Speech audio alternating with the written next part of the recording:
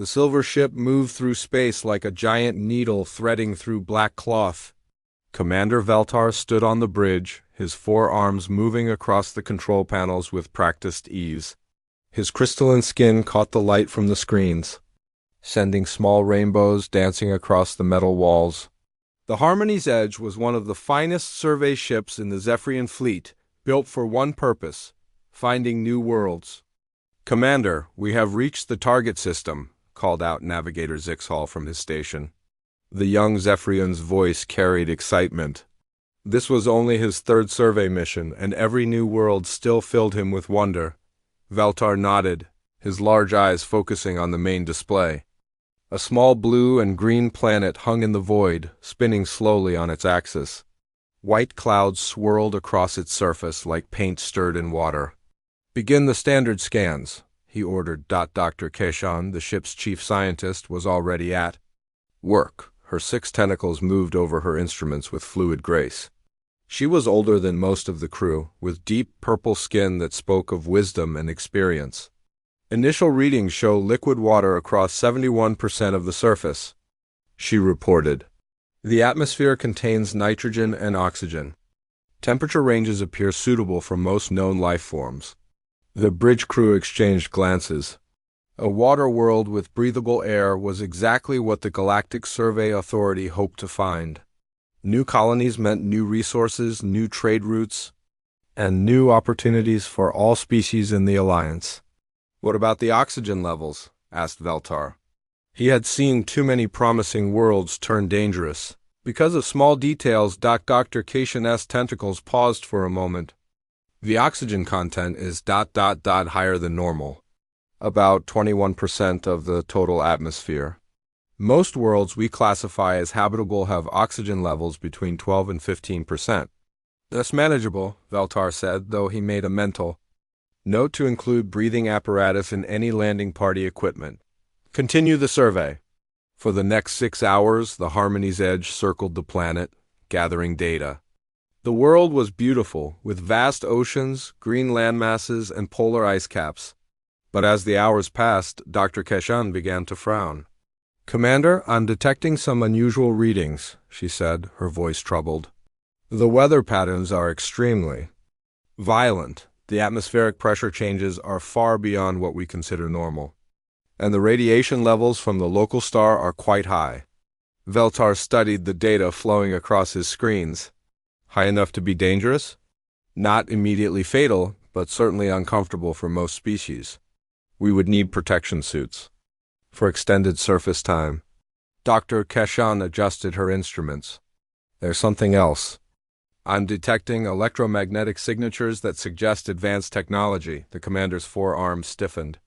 "You mean there's already intelligent life on this world?" "It appears so. The signals are definitely artificial. Complex communication, networks, power generation, even what looks like primitive space travel capability. This changed everything." The Galactic Survey Authority had strict protocols for dealing with inhabited worlds.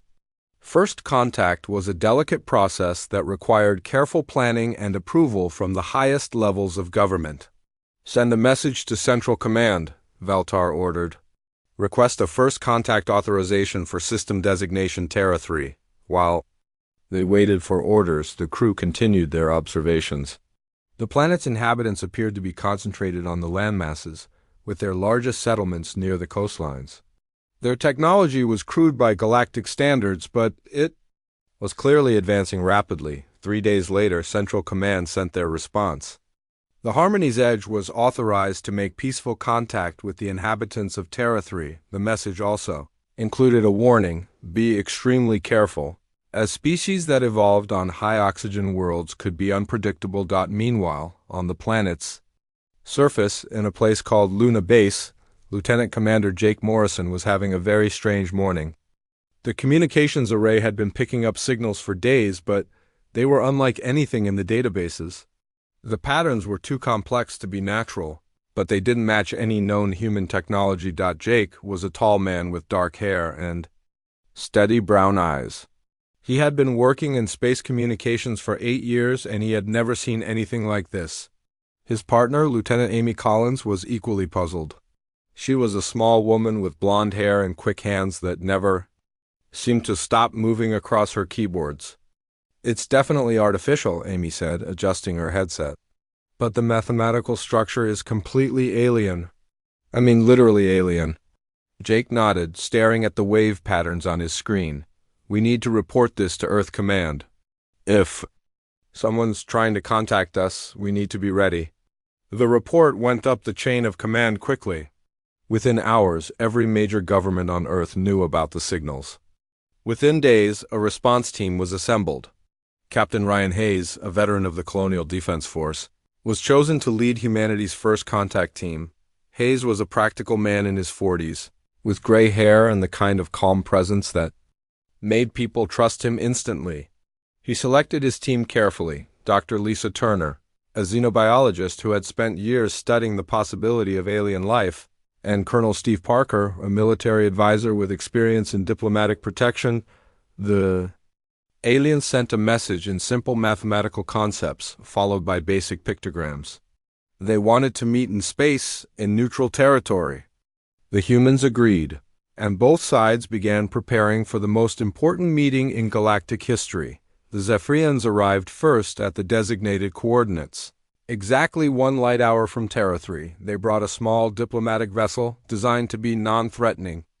The human ship arrived 6 hours later, a simple transport craft that looked primitive compared to the alien technology. Commander Veltar felt nervous as the human ship approached. First contact was always dangerous. Species that evolved on different worlds could have completely different ideas about everything from communication to basic survival. The high oxygen content of their world suggested that these beings might be aggressive or unpredictable. The meeting took place aboard a hastily constructed space station, basically just a large room with life support systems.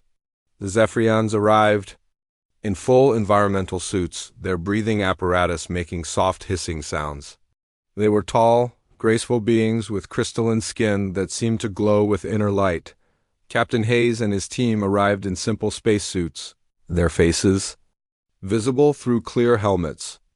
The humans were shorter than the Zephyrians, with soft-looking skin and hair that seemed to grow from their heads. They moved with an easy confidence that surprised the aliens. "Welcome to our system," Hayes said through the translation device. His voice was calm and friendly. "We are honored to meet you." Veltar responded with the formal greeting of his people, but he was distracted by something strange.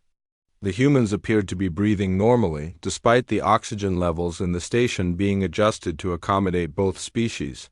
The mixture should have been mildly toxic to them, yet they showed no signs of distress. Dr. Lisa Turner stepped forward, her eyes bright with curiosity. "We're very excited to learn about your people and your worlds. This is a historic moment for both our species." Dr. Keshon studied the humans carefully. They seemed remarkably calm for beings experiencing first contact.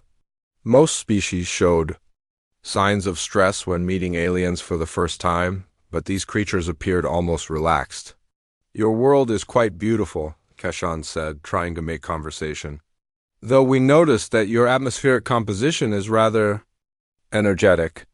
Lisa laughed, a sound that seemed to puzzle the aliens. "You mean the oxygen? We're used to it. Actually, we couldn't survive without it." This simple statement sent a chill through the Zephyrian delegation. No known species required such high oxygen levels to survive. Most found it dangerously corrosive. The meeting continued for several hours, with both sides exchanging basic information about their cultures and technologies. The humans were friendly and open, sharing details about their world and their society. But with each piece of information, the aliens became more concerned. These beings lived on a world that should have been uninhabitable. They breathed an atmosphere that would burn the lungs of most galactic species. They spoke casually about weather patterns that would devastate Zephyrian colonies. And they seemed to think it was all perfectly normal. As the Harmony's Edge returned to Zephyrian space, Dr. Keshon began writing her report. She had a growing suspicion that they had made a serious error in their initial classification of Terra 3. The planet might not be the peaceful garden world it appeared to be dotted might be something far more dangerous than anyone had imagined. 3 weeks after the first meeting in space, Dr. Keishan could not stop thinking about the humans. She had studied the recordings of their encounter dozens of times, and something about these beings troubled her deeply. They were too calm, too comfortable in conditions that should have stressed any normal species. Commander Veltar found her in the ship's laboratory, surrounded by data screens showing atmospheric readings from the human world. "Doctor, you've been working for 18 hours straight. Perhaps you should rest." Keshane's tentacles moved across her instruments without stopping. "Commander, I believe we made a mistake. A serious mistake. I want to request permission to return to Terra 3 and conduct a proper biological survey." "The humans seemed friendly enough," Veltar said, though he had his own concerns. "What makes you think we missed something important?" "Everything about them is wrong," Keshan said, her voice urgent. "Their oxygen tolerance, their casual attitude toward atmospheric pressure variations, the way they spoke about their weather patterns like they were normal. No species in our databases could survive on a world like theirs." Veltar considered this. The doctor was the most experienced xenobiologist in the fleet, and her instincts had never been wrong before. "Very well. Send the request to Central Command, but we go in peace with full diplomatic protocols." The humans were surprisingly eager to host the alien science team. Captain Hayes welcomed them back with the same calm friendliness he had shown before. This time he brought additional team members: Dr. Emma Rodriguez, a marine biologist with dark eyes and quick smile, and Professor Kevin Bell, a geologist who seemed excited to meet beings from another world. The Zephyrian survey team prepared for their visit to the planet's surface with extreme care. They wore their heaviest environmental suits, designed for the most dangerous planetary conditions. Their breathing apparatus was triple filtered, and their skin protection was rated for high radiation. Environments. The humans met them at the landing site wearing simple clothing and breathing the open air. Dr. Rodriguez wore nothing more than a thin shirt and pants, while Professor Bell carried his geological equipment in his bare hands. They seemed completely unaware that they were standing in what the Zephyrians considered a toxic atmosphere. "Welcome to Earth," Dr. Rodriguez said, her smile bright in the harsh sunlight. "We thought we'd start with one of our more interesting ecosystems. I hope you'll find the Amazon rainforest as fascinating as we do." The word Amazon meant nothing to the aliens, but as they followed the humans deeper into the forest, they began to understand why Dr. Keishan had been so concerned. The air was thick with moisture and filled with chemical compounds that made their sensors buzz with warnings. The vegetation was impossibly dense, and every plant seemed to be competing for survival in the most aggressive ways possible. "This little fellow here is quite remarkable," Dr. Rodriguez said, casually reaching toward a small, brightly colored creature sitting on a leaf. "He's a poison dart frog. Beautiful, isn't he?" The alien sensors immediately identified the creature as extremely dangerous. The toxins in its skin were powerful enough to kill most known species within minutes. Yet the human woman was reaching for it with her bare hand. "Dr. Rodriguez," Dr. Keishan said urgently, "our instruments indicate that organism is highly toxic." "Please do not touch it." Rodriguez paused, her hand just inches from the frog. "Oh, don't worry.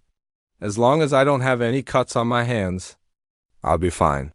The poison only works if it gets into your bloodstream." She gently picked up the frog, which sat calmly in her palm. "Indigenous people have been using these toxins for hunting for thousands of years. They're quite effective." The Zephyrian team watched in horror as the human handled what their databases would classify as a biological weapon. The woman seemed completely unaware that she was holding something that could exterminate an entire alien colony. Professor Bell noticed their distress. "Is something wrong?" "Emma's one of our best field biologists. She's handled thousands of species like this." "Thousands?" Commander Veltar's voice was weak through his suit's communication system. "You mean there are thousands of creatures this dangerous on your world?" "Oh, much more than thousands," Bell said cheerfully. "The Amazon alone has millions of species, many of them quite toxic. But that's what makes it so interesting from a scientific perspective. As they moved deeper into the rainforest, the aliens' horror grew. Every plant seemed to be armed with thorns, toxins, or aggressive defensive mechanisms. The humans walked through it all as if they were strolling through a garden, occasionally stopping to point out particularly interesting specimens. "This is a manchineel tree," Dr. Rodriguez explained, standing casually beside a large tree with innocent-looking leaves. "It's sometimes called the tree of death. The sap can cause severe burns, and if you eat the fruit, it can kill you. Even standing under it during rain can be dangerous." "Then why are you standing so close to it?" Dr. Keshan asked, her voice barely controlled. "Oh, I'm not touching it," Rodriguez said with a laugh. "I'm just showing it to you. We know which plants are dangerous. We've been living with them for thousands of years." The revelation hit the aliens like a physical blow. These humans had evolved alongside creatures and plants that would be classified as weapons of mass destruction by galactic standards. They had adapted to survive in an environment that was essentially a biological war zone. The next stop was even worse. Dr. Rodriguez led them to a river where she and Professor Bell began preparing diving equipment. The water looked peaceful enough, but the alien sensors detected massive pressure differentials and chemical compositions that would dissolve most known materials. "We're going to visit one of our deep-sea research stations," Rodriguez explained as she checked her equipment. "It's only about 3 kilometers down, but the pressure is quite intense.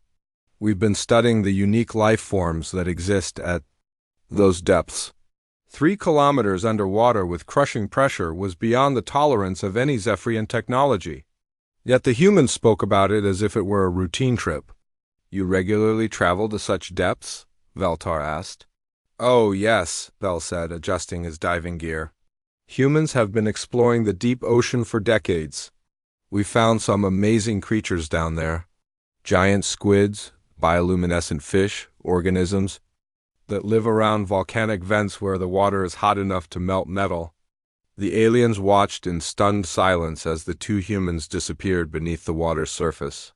Their own deep-sea exploration required massive mechanical suits and could only reach depths of a few hundred meters. These beings were diving to depths that would crush their strongest vehicles.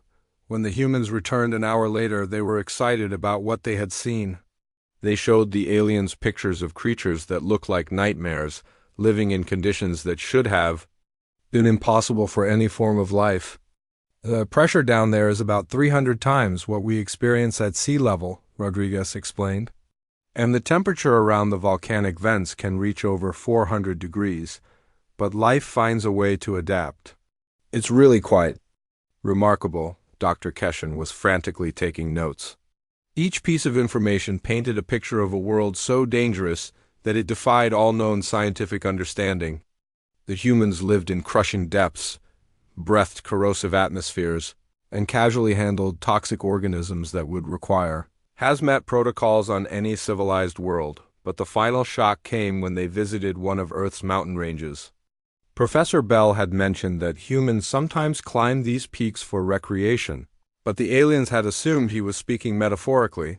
They were wrong. At the base of a massive mountain, they met Jake Morrison, the communications officer. From their first meeting, he was dressed in heavy clothing and carrying equipment that looked primitive compared to alien technology. "I'm heading up to the summit today," he said casually. "Would you like to come along? It's only about 8 kilometers up, but the view from the top is incredible." The aliens checked their atmospheric readings. At the mountain's peak, the air pressure was less than half what it was at sea level. The oxygen content was so low that most species would lose consciousness within minutes. The temperature was far below freezing, and the winds were strong enough to knock over most galactic equipment. "You climb this mountain for pleasure?" Dr. Keshan asked, her voice filled with disbelief. "Sure," Jake said with a grin. "Lots of people do it. It's challenging, but that's what makes it fun. The human body is pretty good at adapting to different conditions." As they watched Jake Morrison begin his climb up what the aliens considered a lethal environment, Dr. Keshan finally understood the full horror of what they had discovered. The humans didn't just survive on their death world, they thrived. On it, they sought out its most dangerous aspects for entertainment. That night, aboard the Harmony's Edge, Dr. Keshan began writing her report to the Galactic Survey Authority. Her hands trembled as she typed the words that would change everything. Urgent reclassification required. Terra 3 is not a Class 7 habitable world. Initial assessment was catastrophically incorrect. Inhabitants show impossible biological adaptations. Recommend immediate consultation with High Command. We may have encountered something unprecedented in galactic history. The emergency meeting at Galactic Survey Authority headquarters lasted for 3 days. Senior Surveyor Thexanol read Dr. Keshan's report 12 times before he finally accepted that it might be true. He was a veteran of over 300 planetary classifications, and in his long career he had never seen anything like this. Thexanol was an imposing figure, even by galactic standards. His species, the Carathians, were known for their methodical approach to science and their inability to accept conclusions without overwhelming evidence. He had thick, gray skin that looked like stone and eyes that seemed to see through everything they looked at. "This is impossible," he said to his assistant, a young Viridian named Kihara. "No species can evolve on a world with these conditions." The good doctor must have made errors in her measurements. Kihara, whose green skin showed the nervousness of her species, held up a data pad. "Sir, we've checked her instruments remotely. They're all functioning perfectly. And we've received confirmation from 3 other survey ships that happen to be in nearby systems. The readings are accurate." Thexanol made a sound that was the Corathian equivalent of a sigh. "Then I will have to see for myself. Prepare the deep survey and assemble a full scientific team. If these humans are truly as dangerous as the report suggests, we need to understand exactly what we're dealing with." The Deep Survey was the most advanced scientific vessel in the galactic fleet, equipped with instruments that could analyze a planet down to the molecular level. It arrived at Earth 3 weeks later, carrying a team of the galaxy's best scientists. From 6 different species. Captain Hayes met them at the same orbital station where first contact had occurred. This time, he brought a larger team of humans, including people the aliens had specifically requested to meet. Commander Alex Turner was a Navy SEAL, a member of what humans called their Special Forces. Kate Johnson was a mountain climber who had reached the highest peaks on every continent. Dr. Ben Clark was a deep-sea researcher who had spent more time in the ocean depths than most humans spent on land. Thexanol studied the humans through his environmental suit's sensors. They looked so ordinary, so fragile. Their skin was soft, their bodies seemed weak, and they moved with none of the aggressive tension he expected from a dangerous species. "I understand you have some questions about our capabilities, Captain," Hayes said, his voice calm and professional. "We're happy to demonstrate whatever you need to see." "We would like to conduct controlled tests," Thexanol said. "We want to understand the limits of human endurance and adaptation. Will you consent to scientific examination?" The humans looked at each other and shrugged. Dr. Clark spoke first. "Sure, why not? What did you have in mind?" The first test was atmospheric tolerance. The aliens had prepared a series of chambers with different gas mixtures, each one designed to simulate conditions that would stress most known species. The humans were asked to spend time in each chamber while the aliens monitored their vital signs. Commander Turner entered the first chamber, which contained an atmosphere similar to that found on high-altitude mountains. The oxygen content was so low that most aliens would lose consciousness within minutes. Turner not only remained awake, but began doing push-ups to demonstrate that he could still function normally. "This is similar to what we experience at about 7,000 meters above sea level," Turner explained, not even breathing hard. "It's uncomfortable, but humans have climbed much higher than this. Some of our mountains reach over 8,000 meters." The alien scientists exchanged glances. Their own homeworlds were all at sea level or below, and none of their species could survive at such altitudes without mechanical assistance. The second chamber contained a high-pressure environment. similar to what existed deep underwater. Kate Johnson entered this one, and to the alien's amazement, she seemed completely comfortable. She even started doing stretching exercises. "This is like being about 40 meters underwater," she said. "I've been much deeper than this while cave diving. The pressure takes some getting used to, but the human body adapts pretty quickly." Dr. Keshan, who had joined the new expedition, was taking frantic notes. "How much deeper have you been?" "Personally?" "About 200 meters, Kate replied. "But other humans have gone much deeper. The record is over 300 meters. On a single breath of air." The aliens' instruments detected no signs of stress in any of the humans. Their heart rates remained steady, their breathing was normal, and their brain activity showed no signs of the panic that would grip most species under such conditions. The third test involved temperature extremes.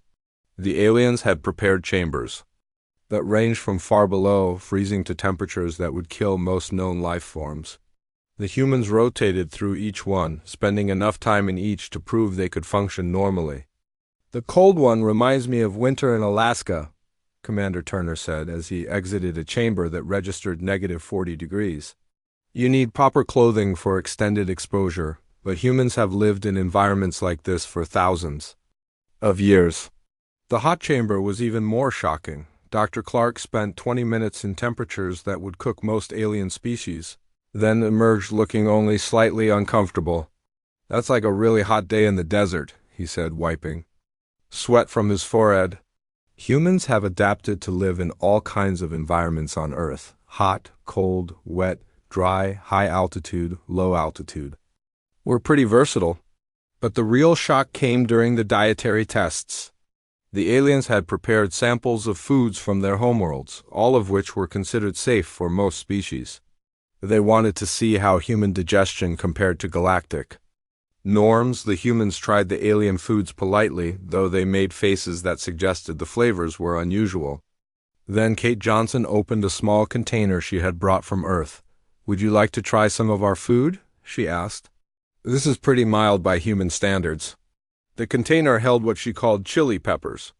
The alien sensors immediately identified the contents as containing capsaicin, a compound that registered as a chemical irritant in their databases. Kate casually popped one of the peppers into her mouth and chewed it with obvious pleasure. "This is wonderful," she said. "Nice. And spicy. We have much hotter peppers than this, but I thought I'd start with something gentle." The aliens watched in horror as the human consumed what they considered a chemical weapon. Dr. Keshan's instruments detected no signs of distress, no indication that the human was being harmed by the toxic compounds. "You eat poison for pleasure?" Vexonal asked, his voice filled with disbelief. "It's not poison to us," Kate laughed. "It just adds flavor. Humans have been eating spicy foods for thousands of years. Some of our cuisines are based entirely around foods that are hot enough to cause pain." Commander Turner nodded.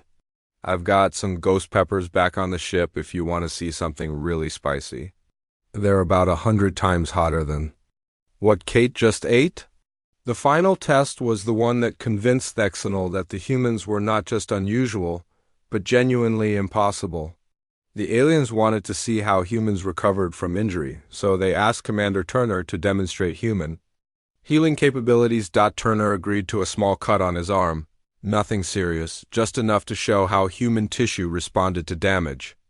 The aliens expected to see the slow, careful healing process that characterized most species, where injuries required immediate medical attention and days of recovery. Instead, they watched as Turner's blood immediately began to clot, stopping the bleeding within minutes. His body started the healing process so quickly that their instruments could actually detect new tissue formation within the first hour. "This is normal?" Dr. Keshan asked, her voice barely controlled. "Pretty normal," Turner said, examining the cut. "It'll be completely healed in a few days. The human body is pretty good at fixing itself. We can heal from much worse injuries than this." "What kind of worse injuries?" Vexanol asked, though he was not sure he wanted to know the answer. "Broken bones, torn muscles, even damage to internal organs," Turner said casually. "Obviously." We need medical help for serious stuff, but the human body can recover from things that would kill most animals. That night, Thexanol sat in his quarters aboard the Deep Survey, staring at the data from the day's tests. Everything he had seen violated the basic principles of biology as understood by galactic science. The humans were not just adapted to their dangerous world, they were impossibly over-adapted. He began writing his report to the Galactic Survey Authority, but he found himself struggling to find words that would adequately describe what he had witnessed. How do you explain to an entire galaxy that they had discovered a species that could survive in conditions that would kill everyone else? Finally, he settled on the simplest possible language. The inhabitants of Terra 3 represent a fundamental challenge to our understanding of life in the universe. They have evolved capabilities that exceed the known limits of biological adaptation. Their world is not merely dangerous. It is a forge that has created beings whose survival abilities are beyond our current scientific models. He paused. Then added the recommendation that would change galactic history. I formally request that Terra 3 be reclassified as a Class 13 Deathworld, the first planet ever to receive such a designation. The news spread through the galaxy like fire through dry grass. Within hours of Thexanol's report reaching Galactic Survey Authority headquarters, emergency meetings were being called on dozens of worlds. The idea of a Class 13 Deathworld was so unprecedented that many species refused to believe it was possible. Hi. Administrator Quinder of the Viridian Council was the first to officially reject the report.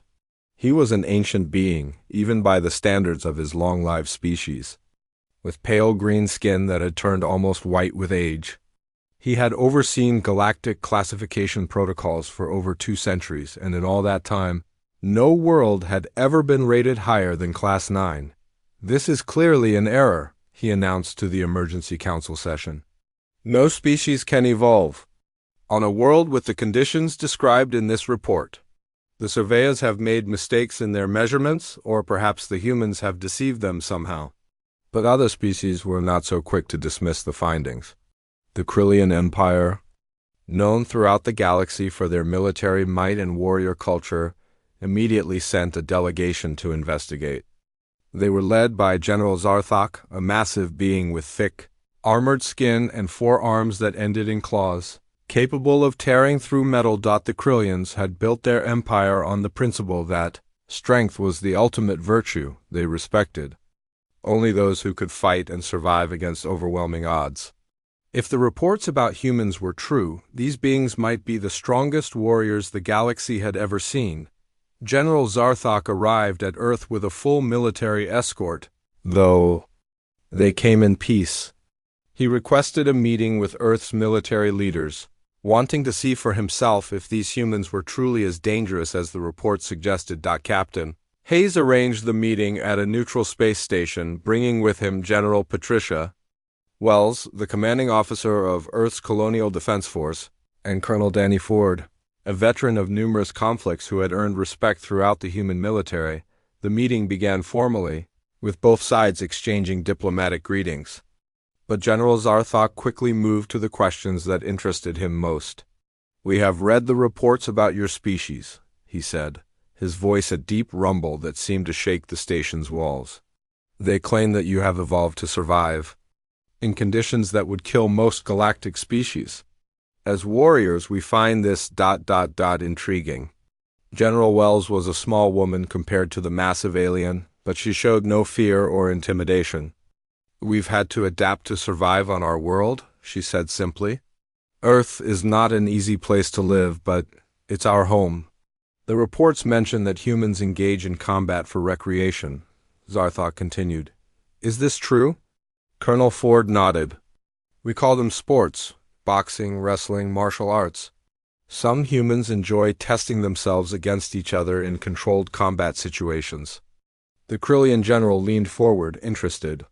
"And you suffer injuries in these recreational combats?" "Sometimes," Ford admitted, "but that's part of the challenge. Humans have always competed with each other to become stronger, faster, better fighters." Zarthok requested a demonstration.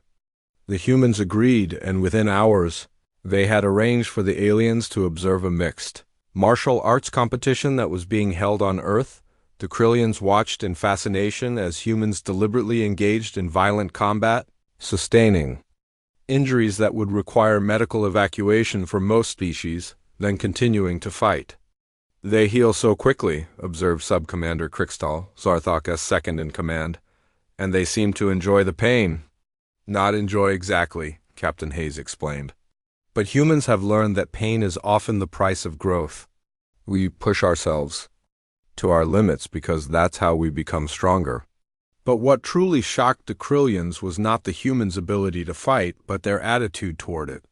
Despite their obvious skill in combat, the humans showed no aggression toward the aliens. They were friendly, helpful, and seemed genuinely interested in peaceful cooperation. "This is unexpected," Zarthok admitted privately to his staff later. "In our experience, species that evolve in dangerous conditions become aggressive and territorial. These humans have the capabilities of apex predators, but they behave like diplomats." Meanwhile, on Earth, Dr. Helen Cooper was working with a team of scientists to understand why their world had produced such unusual life forms. Cooper was a brilliant evolutionary biologist who had spent her career studying how species adapted to extreme environments. Her research team included Ambassador Peter Grant, a diplomat who was trying to manage the growing concern among alien species, and Dr. Rodriguez, who had continued working with the alien scientists to understand Earth's unique ecosystem. "The key is understanding that Earth's dangers are not just individual threats," Dr. Cooper explained during a presentation to a gathering of alien scientists. "It's the combination of factors that makes our world so challenging."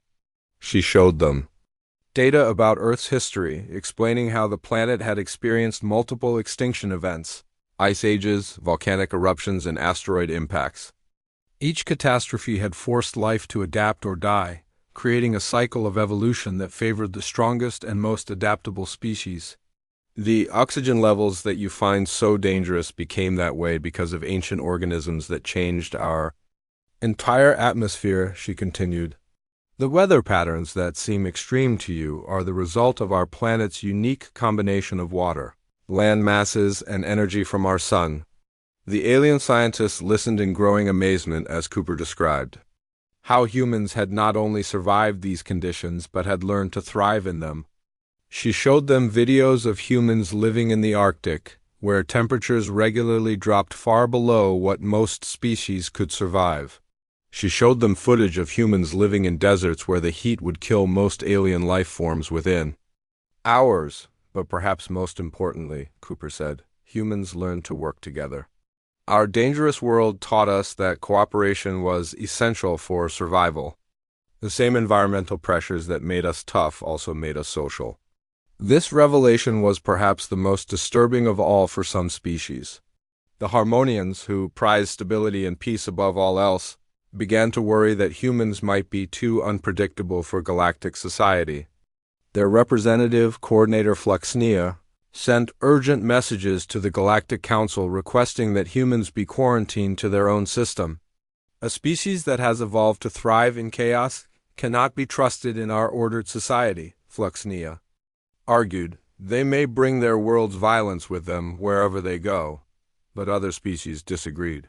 The Viridians, despite their administrators' initial skepticism, became fascinated by human learning capabilities. The Zephyrians wanted to study human biology to understand how such extreme adaptations were possible. Even some Krillians began to suggest that humans might make valuable allies. The debate reached a crisis point when several alien governments began withdrawing their ships from sectors near the solar system. They were not afraid of human aggression, but rather of human unpredictability. How do you make treaties with beings who consider deadly environments to be recreational opportunities?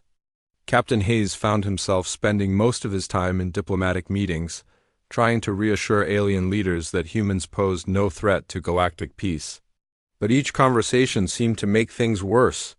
"The problem is not that they think we're evil," he explained to General Wells during one of their strategy sessions. "The problem is that they think we're impossible. Our very existence challenges everything they believe about how life works.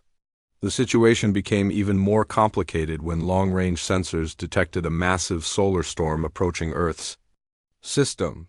The electromagnetic radiation would be intense enough to disable most alien technology and pose a serious threat to any ships in the area. The alien vessels immediately began emergency evacuation procedures, preparing to retreat to safe distances until the storm passed.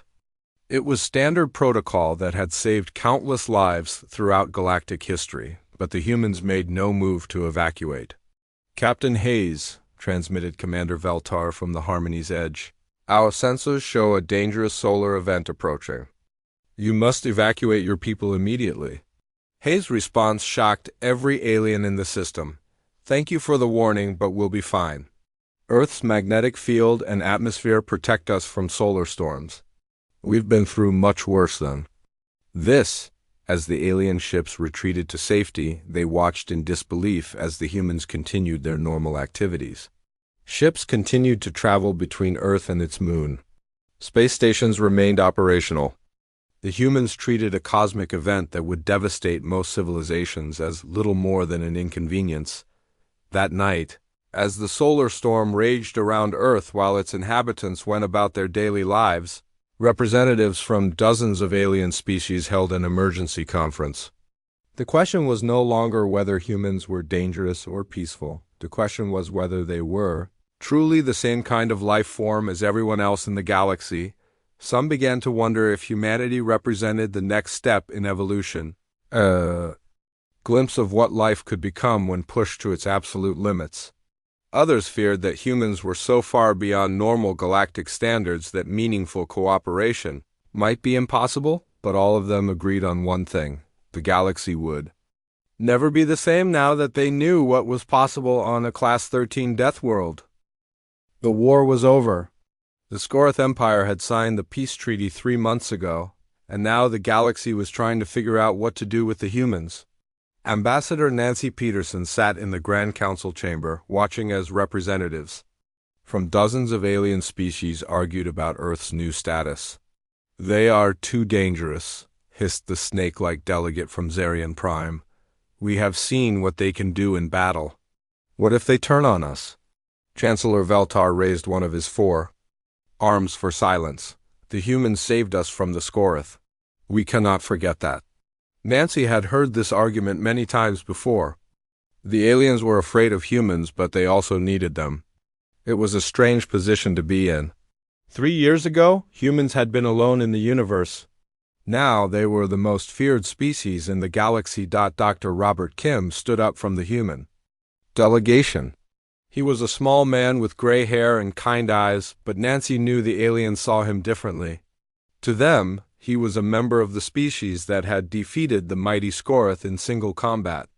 "May I speak?" Robert asked politely. The chamber fell silent. When humans spoke these days, everyone listened. "I understand your concerns," Robert began. "You look at us and see warriors. You see the species that fought the Scorith and won. But that is not all we are."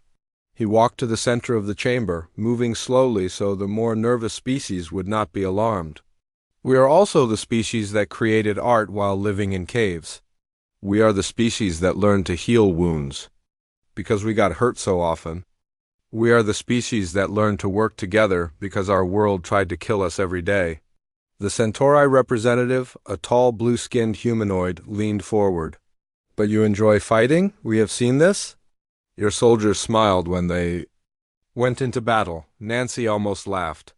The aliens still did not understand humans at all. "We do not enjoy fighting," Robert said. "We enjoy surviving. We enjoy protecting others. We enjoy solving problems that seem impossible.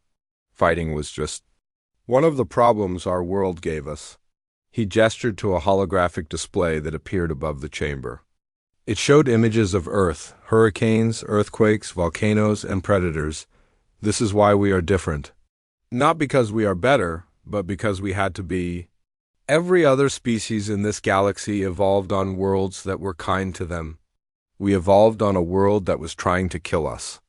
The images changed to show humans, farmers working in harsh weather, Doctors treating injuries, engineers building in dangerous places, parents protecting their children. We learned to adapt because we had to. We learned to keep going when others would give up because giving up meant death. We learned to work together because alone we would die.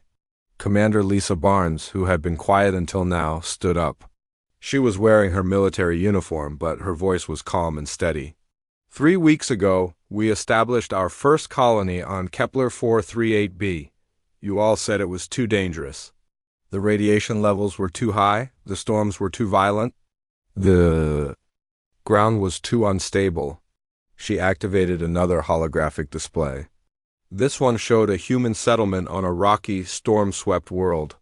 Children were playing in what looked like a metal playground while adults worked on strange-looking buildings. Yesterday, my daughter Lucy took her first steps on that world. My wife Carol said it reminded her of home during tornado season. Several alien representatives made sounds of distress. The idea of raising children in such conditions was horrifying to them. "We are not trying to scare you," Nancy said, finally speaking up. "We are trying to help you understand. When you see us succeed in places you cannot survive, we are not showing off. We are just being ourselves." The discussion continued for hours. Some species wanted to limit human expansion. Others wanted to use humans as soldiers. A few wanted to study humans to understand how they worked. Finally, Chancellor Veltar called for order. "We will establish the Terran protocols. Humans will be allowed to settle on worlds that other species cannot use. In exchange, they will share their knowledge and help protect the galaxy." It was not everything Nancy had hoped for, but it was a start. 2 months later, Nancy stood on the bridge of the transport ship approaching their new colony. Maria Santos, the colony administrator, was giving her a tour of the settlement. "We have 300 families now," Maria said proudly. "The Johnsons arrived last week with their twin boys. The Garcias are running the hydroponics lab. The Andersons are working on the mining operation." Nancy looked out at the landscape. The colony sat in a valley between 2 active volcanoes. The air was thick with sulfur, and the ground shook regularly from seismic activity. To human eyes, it was challenging but manageable. To most alien species, it would be instant death. "How are the children adapting?" Nancy asked. Maria smiled. "Better than their parents, honestly. Little Tommy Johnson asked his mom yesterday why the ground does not shake on other worlds. He thought it was normal." They walked through the settlement. The buildings were low and sturdy, designed to withstand the constant earthquakes. The humans had learned to work with the environment instead of fighting it. In the school, Nancy watched human children learning alongside a few alien children whose species could tolerate the harsh conditions. The human teacher, Mrs. Davis, was explaining how the volcanic activity provided geothermal energy for the colony. "The volcanoes are our friends," she told the class. "They give us heat and power. We just have to be careful and respect them." One of the alien children, a young Centauri, raised his hand. "Are you not afraid of the fire mountain?" 8-year-old Sarah Wilson answered before the teacher could speak. "Why would we be afraid? My dad says fear is just your brain telling you to be careful. We are always careful." Nancy realized this was the key to understanding humans. They were not fearless. They were careful. They had learned to live with danger by respecting it, not by avoiding it. Later that evening, Nancy sat with Maria in the colony's central building. Through the windows, they could see the volcanic glow on the horizon. It was beautiful in its own way. "The Galactic Council is still scared of us," Nancy said. Maria nodded. "I know, but they will learn. Just like we learned to live with our world, they will learn to live with us." "Do you think we will ever be fully accepted?" Maria was quiet for a moment. "I think we will always be different. But maybe that is okay. The galaxy needed someone different. Someone who could do the jobs that others could not do." A small earthquake shook the building. Both women automatically braced themselves, then continued their conversation as if nothing had happened. To them, it was just another day. Outside, the alien observers who had come to study the colony were frantically checking their emergency equipment. They still could not understand how humans could live like this, but the humans were not just living. They were thriving. They were building families, creating art, and planning for the future. They were doing what humans had always done, making the impossible. The next morning, Nancy received a message from Earth. Another species had requested human help with a problem. Their homeworld was being threatened by solar flares that were too intense for their technology to handle. Nancy smiled. It was exactly the kind of problem that humans were good at solving. As she prepared to leave the colony, Nancy looked back at the settlement one more time. The humans were going about their daily lives, unbothered by the dangers that surrounded them. Children played in the shadow of volcanoes. Adults worked in conditions that would kill most species. This was why Earth was a Class 13 death world. Not because it was the most dangerous place in the galaxy, but because it had created a species that could thrive anywhere. The aliens were finally beginning to understand that the classification was not a warning about the planet. It was a description of the incredible people who called it home. The galaxy was changing, and humans were leading the way into a new era where the impossible was just another challenge to overcome.